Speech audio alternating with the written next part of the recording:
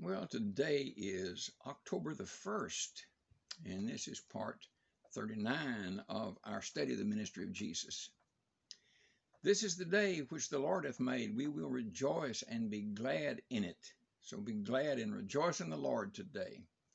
Yesterday, we left Jesus. He had been over to the land of the Gadarenes and cast many devils out of a man into a herd of pigs, and they ran down and killed themselves. Anyway, they asked him to leave, so he left now and came back to Capernaum. When he got to Capernaum, there was a large crowd of people there waiting for him. And a man came to him who happened to be the ruler of the synagogue. That meant he was in charge of the services in the synagogue. He decided who would speak and anyone that would sing or whatever was going on, make sure that the message was accurate. So he was the ruler of the synagogue there at Capernaum.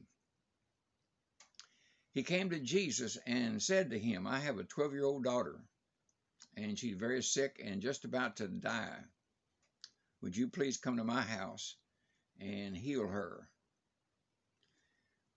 So Jesus started out, but there was this crowd of people around him, so that it was hard for him to move.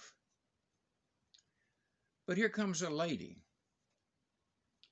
She has had an issue of blood. She had been bleeding.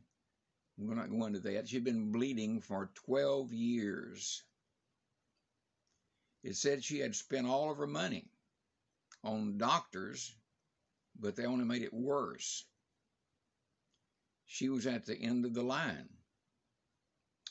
But she said if I could get close enough to Jesus that I could just touch his garment, his robe, then I'll be healed. So she made her way through the crowd and sneaked up and touched just the hem of his garment and was immediately healed. Then Jesus said, who touched me? And the disciples said, what are you talking about? The people that's all around you, crowded you, touching you.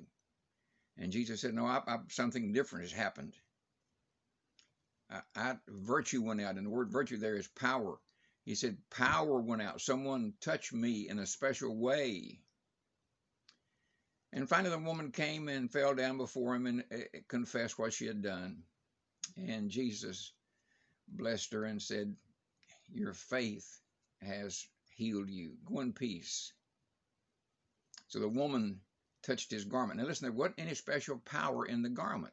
The garment was not magical. It was just a piece of normal garment. But when it was worn by Jesus, the song says it was worth more than gold. It was Jesus that made the difference. So they continue on through the crowd, and the word came then from the ruler of the synagogue's house and said, she's dead.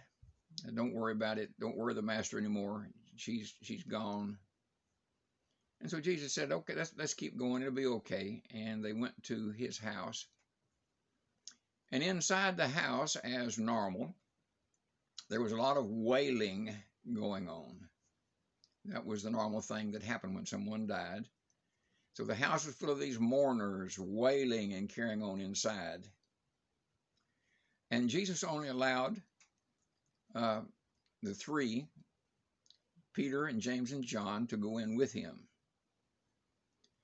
And so he went in the house, and here these people were, and mourning and wailing and carrying on. And so Jesus said, don't do this. She's not dead. She's only asleep.